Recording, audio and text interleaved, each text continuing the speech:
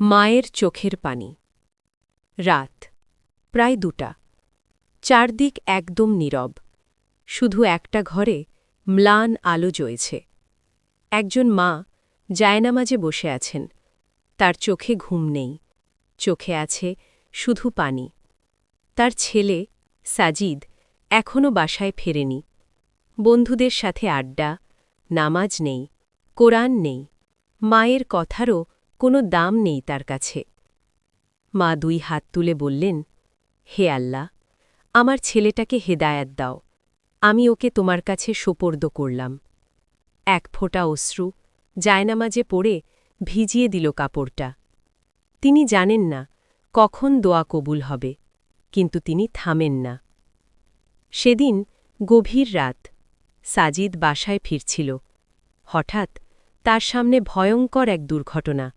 চিৎকার, রক্ত, ভাঙা কাচের শব্দ।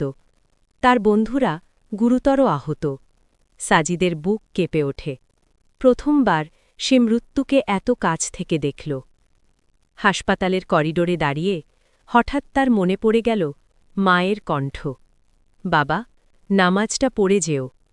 সেই কণ্ঠটা আজ খুব ভারী লাগছে তার কাছে।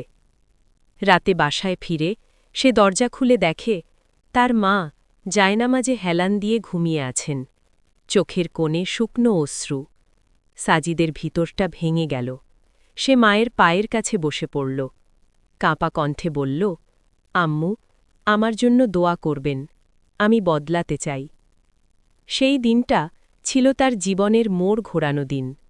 ফজরের আজান এবার তার কানে আলাদা লাগল। মসজিদের পথে প্রথমবার নিজে থেকে হাঁটল। কোরআন খুলে বসল, চোখে পানি নিয়ে। কয়েক মাস পর জুমার খুতবায় ইমাম বললেন, মায়ের দোয়া আল্লাহ কখনো ফিরিয়ে দেন না। সাজিদের মা চুপচাপ হাসছিলেন, কারণ তিনি জানতেন রাতের অশ্রু কখনো বিফলে যায় না। মায়ের দোয়া হয়তো সাথে সাথে ফল দেয় না, কিন্তু একদিন সেই দোয়া জীবন বদলে দেয়।